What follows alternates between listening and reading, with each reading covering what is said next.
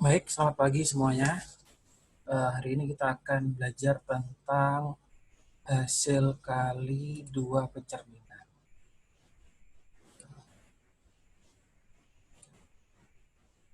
Ini materinya.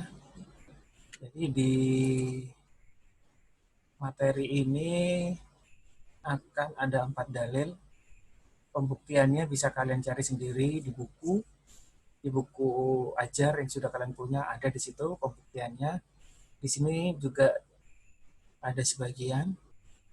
Nah, yang paling penting sekarang kita harus mengetahui bagaimana sih penerapannya kalau dalam sistem koordinat.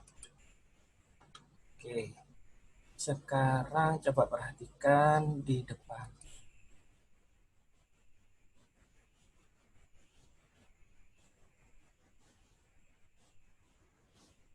Dalil 4.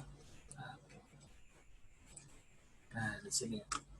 Bunyi dalil 4 ada di pojok kiri atas, yaitu bila S tegak lurus T, dan P itu perpotongan antara S dan T. Jadi misalkan saya buat sembarang ruas garis, kemudian saya buat garis yang saling tegak lurus, misalnya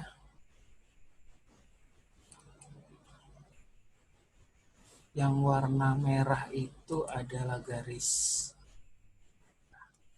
Oke, yang merah ini garis S, kemudian yang hitam ini garis T, ini garis S, ini garis T.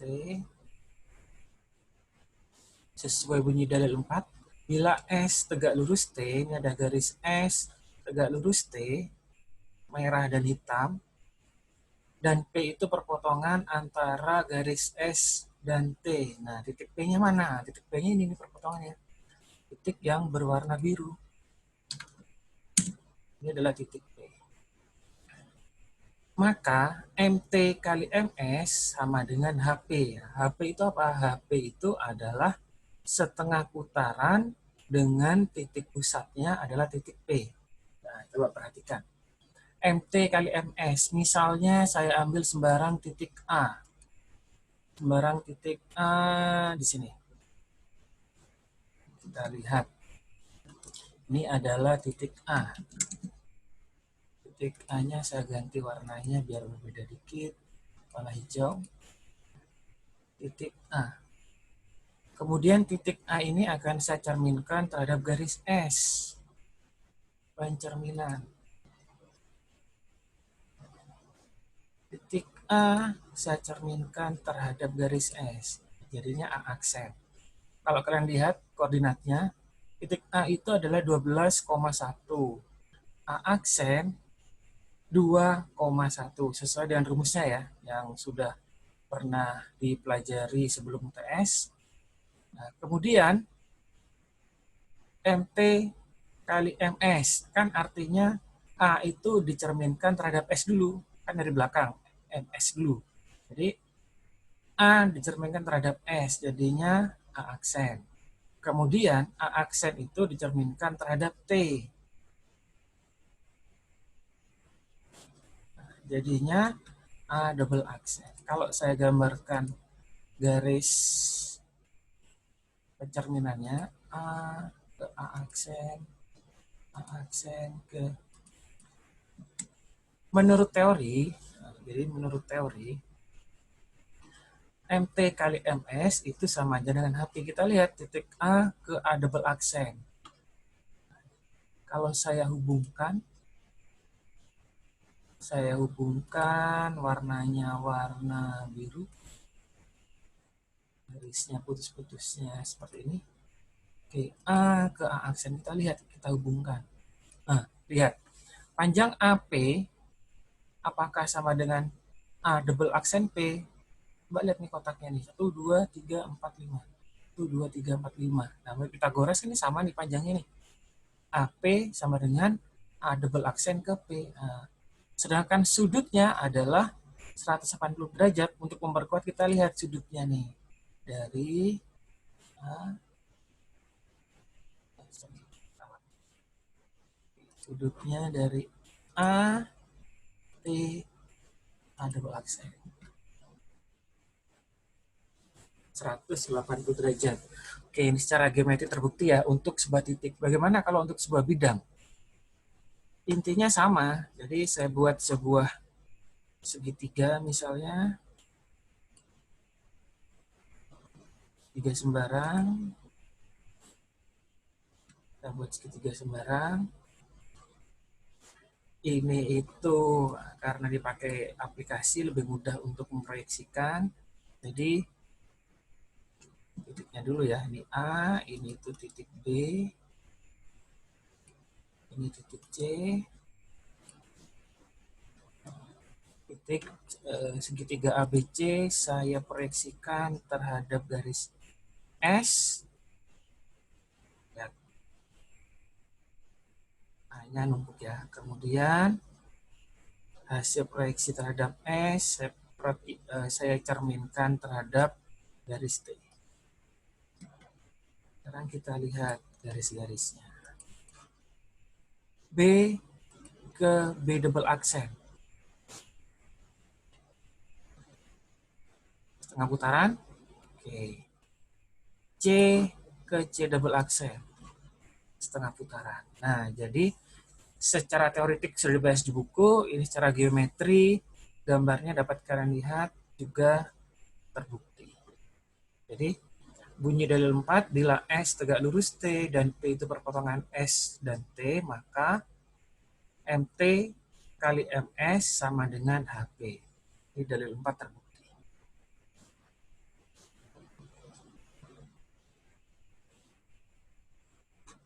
Selanjutnya kita akan mencoba untuk dalil yang kelima. Dalil kelima.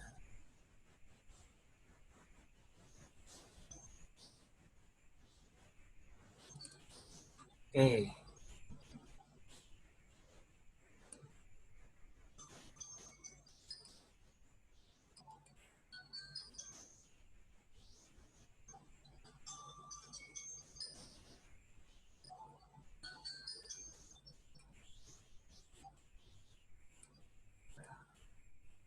Bunyi dalil 5 itu apa? Kok hilang di sini? Bunyi dalil 5 adalah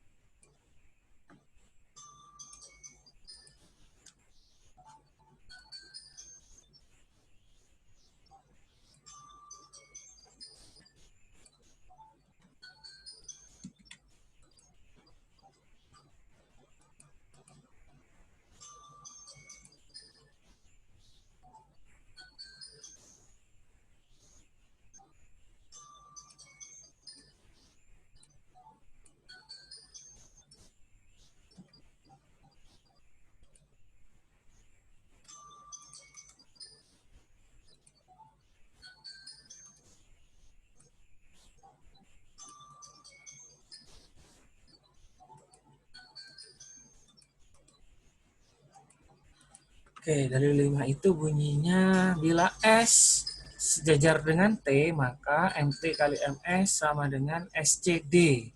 Nah, diingat ya, SCD itu adalah satu geseran terhadap vektor CD. Yang pertama, saya akan membuat dua buah garis dulu. S jajar T. Saya buat sembarang garis.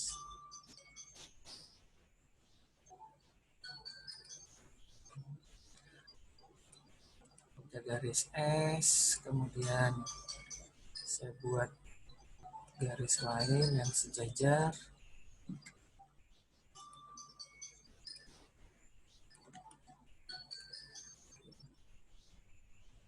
Saja yang merah ini adalah garis S, ini garis S, dan yang hitam adalah garis T. Nah, ini di bawah. Inilah garis S, yang bawah garis T. Oke, bunyi dalil 5. NT kali MS sama dengan SCD. Dengan, ada syaratnya nih, CD sama dengan 2 kali jarak antara S ke T. Dan CD adalah tegak lurus S.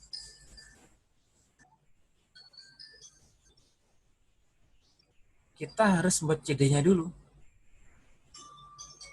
Nah, CD itu adalah jarak antara S ke T. Ingat, jarak berarti tegak lurus.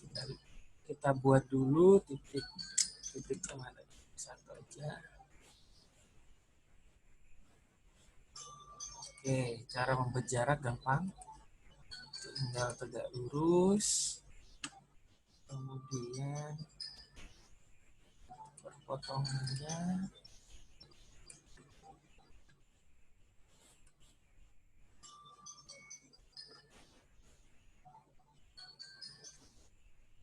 Kalau ini saya hubungkan.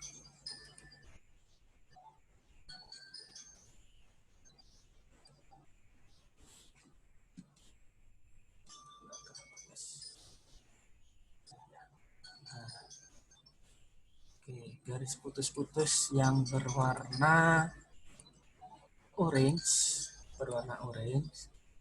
saya tebalkan aja. Yang berwarna orange ini adalah jarak antara garis S dengan garis T. Nah, tadi CD adalah, CD ingat sebuah vektor ya. CD adalah 2 kali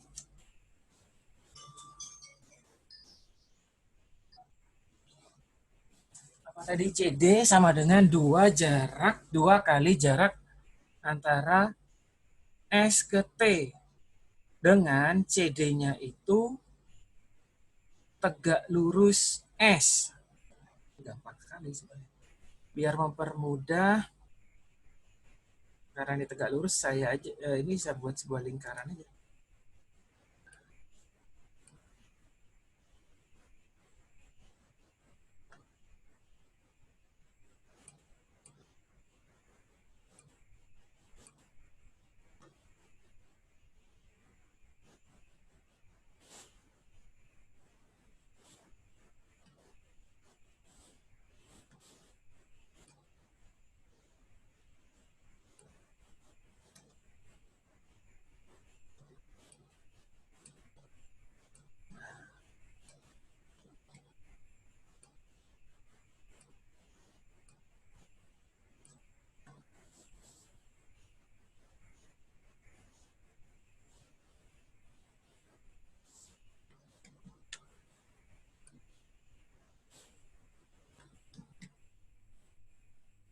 Ini jaraknya 9 derajat ya.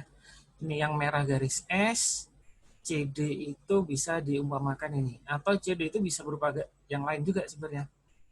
Letaknya dimanapun.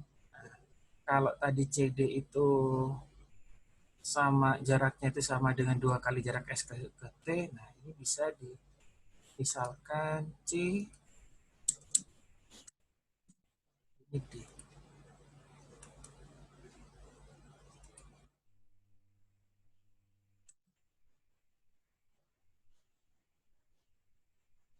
Ini yang penting, perhatikan, MT kali MS adalah pencerminan atau hasil kali 2 pencerminan yang dicerminkan terhadap S dulu baru T. Ingat, S dulu baru T. Begitu pula ini CD. CD itu jarak antara S ke T, bukan T ke S ya. Kalau T ke S beda lagi nanti arahnya. Ingat, ini vektor arah berarti. S ke T, jadi ini merah ke hitam, nah berarti C ke D-nya ke sini. Kalau 2 kali jarak T ke S, arahnya kebalikan, CD-nya ke atas. Itu karena ini 2 kali jarak S ke T, maka CD-nya dari C yang ini ke D. Ini berupa vektor. Kenapa? Nah, saya gambar vektor aja. Vektor C ke D. Apakah harus di sini? Tidak harus. Bisa aja jaraknya dari titik yang lain. Misalnya C-nya di sini. Bisa nggak dikopi? Yang di sini, ini C ke D juga bisa di sini. Kasih nama dulu, ini titik C.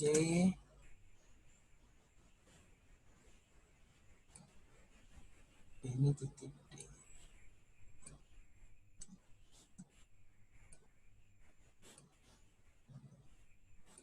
Nah, bisa saja C ke D-nya seperti ini. Yang penting jarak CD itu tegak lurus S. Apakah sini? Enggak, bisa aja di sini dia C-nya. Bisa aja di sini. Asal syarat CD itu terpenuhi, yaitu jaraknya sama dengan 2 kali jarak S ke T. Arahnya harus dari S ke T. Kenapa? Karena pencerminannya dimulai dari MS dulu, baru terhadap T. Oke, sekarang kita coba.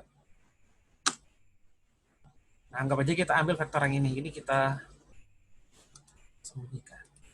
Kita udah tahu tadi syaratnya harus tegak lurus. Nah, sekarang C ke D itu suatu vektor yang tegak lurus terhadap S dan jaraknya sama dengan 2 kali jarak S ke T. Sekarang kita coba cerminkan. Ingat, MT kali MS artinya cerminkan terhadap S dulu baru ke terhadap T. Saya ambil titik P. Titik P. P warna merah. Saya kasih warna merah. Pencerminan. P saya cerminkan terhadap S. Contohnya di sini P aksen. Kemudian P aksen saya cerminkan terhadap T. Nah, jatuhnya di sini.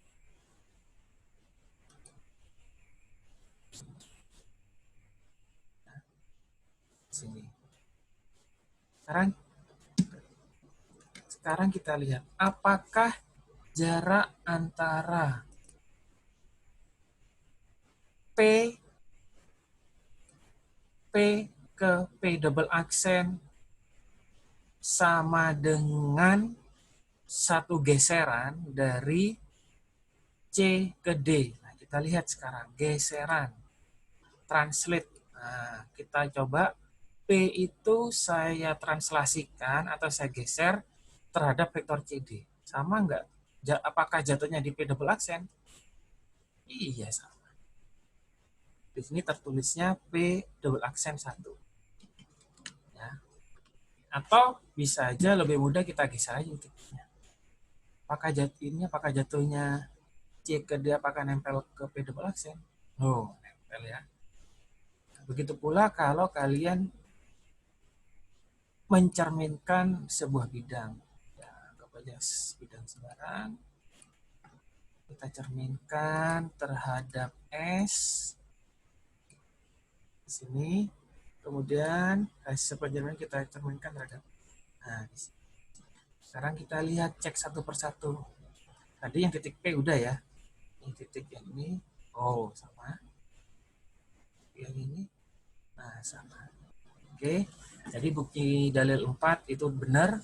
Bukti secara teoritik bisa dilihat di buku. Kalau ini bukti secara visual. Mempermudah aja. Oke, ada pertanyaan? Ya, di sini nggak bisa bertanya ya.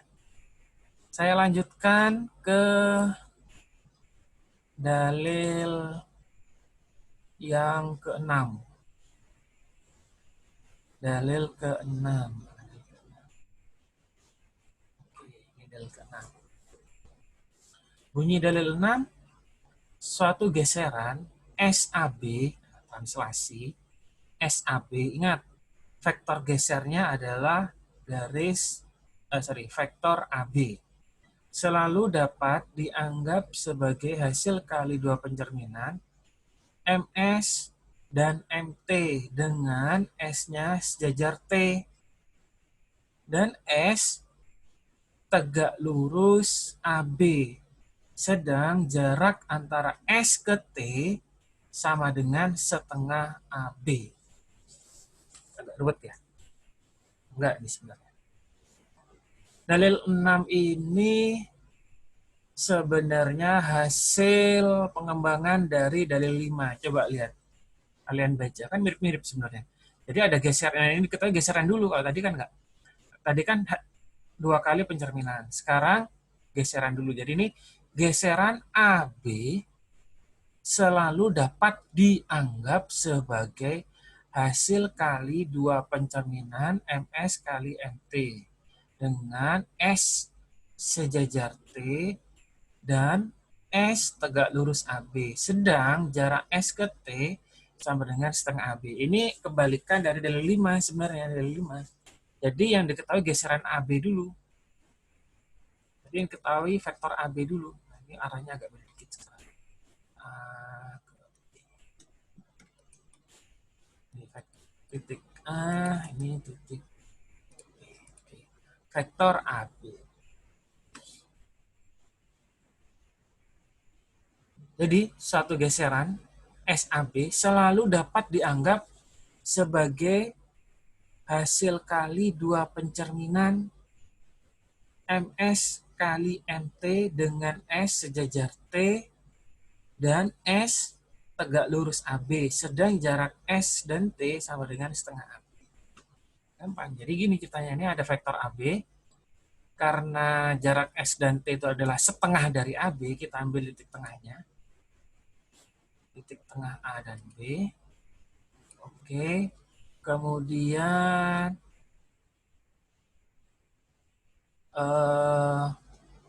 cerminnya dulu. Ingat, ini jangan dibalik-balik. Kalau MS kali MT berarti T dulu, baru S. Karena MS kali MT.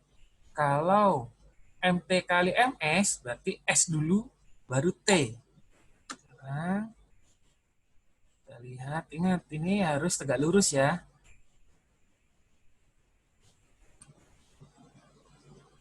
Kita maunya agak beda dikit dengan L5, bunyinya biar membedakan. Nah, saya ketik dulu biar membedakan. Berarti S SAB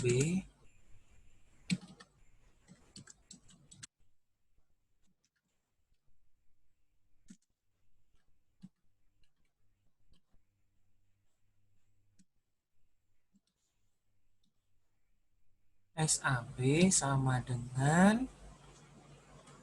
tadi kan MT kali MS. Saya balik sekarang. MS dikali MT.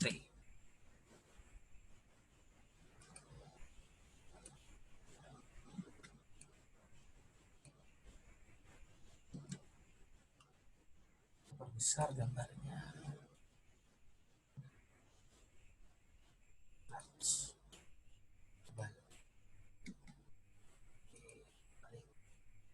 Kalau SAB bisa dinyatakan sebagai dua kali pencerminan. MS kali MT dengan S dan T itu harus sejajar. Jarak antara S ke T adalah setengah AB ya. Jadi setengahnya ini di sini. Setengahnya di sini. Anggap aja ini titik C ya, titik C. Jadi AC itu merupakan setengah dari CB. Kalau saya gambar,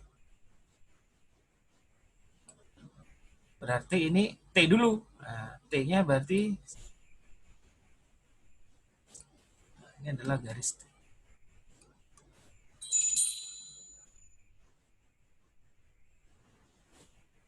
Ini garis T.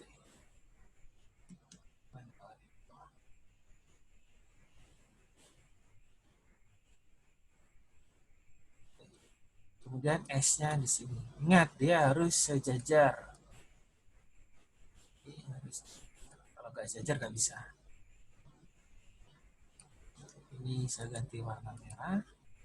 Sedangkan T-nya warna hijau. Ini adalah garis S.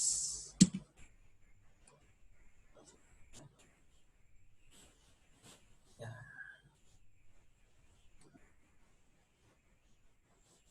Jadi MT kali MS, kita lihat sekarang ya, ada sebuah titik, misalnya titik R, ini aja titik R. Titik R itu sembarang titik ya. Titik R itu ditranslasikan terhadap vektor AB. Hasilnya R aksen harus sini. Saya kasih garis R ke R aksen. Jadi R ke R aksen merupakan suatu geseran terhadap vektor AB. Kemanapun dia pergi seperti ini. Nah, posisinya di sini sekarang. Oke. Sekarang kita buktikan. MS kali MT, berarti MT dulu.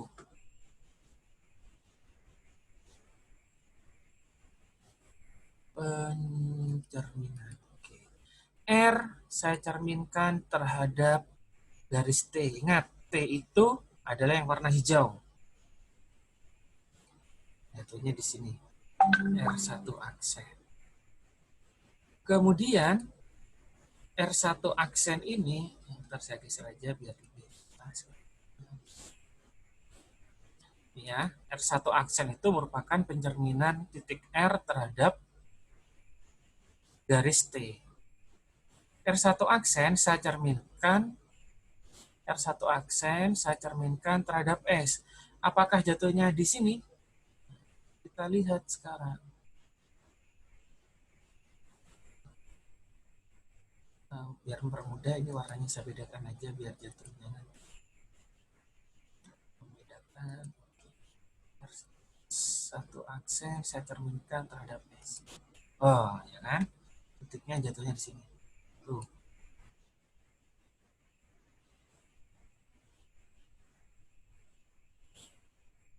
Jatuhnya di sini. Ada pertanyaan? Tidak ada. Kalau tidak ada, bingung nggak nih kira-kira yang terakhir? Kalau nggak, coba saya undo dulu. Saya gunakan titik lain. Misalnya titik key. Titik key. Titik key. Saya ubah titik key-nya itu warna merah saja. Untuk yang saya geser-geser titik key-nya. Pertama, key cerminkan terhadap T. Jatuhnya di situ. Jatuhnya di sini key aksen. Key aksen saya cerminkan terhadap S. Jatuhnya ini.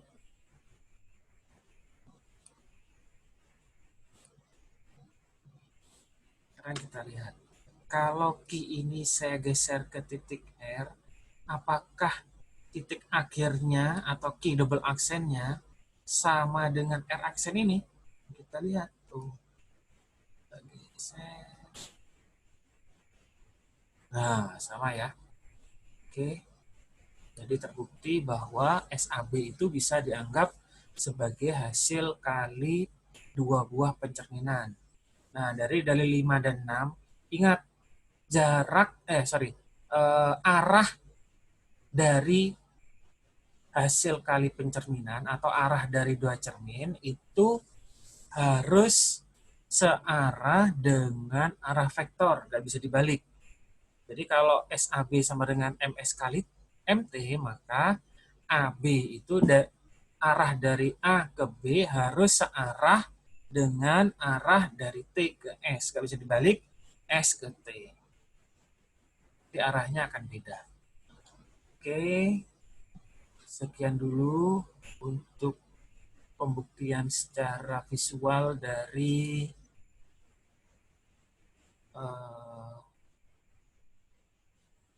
tiga dalil 4, 5, 6. Kalian silahkan pelajari. Untuk materi selanjutnya, kemudian kita bahas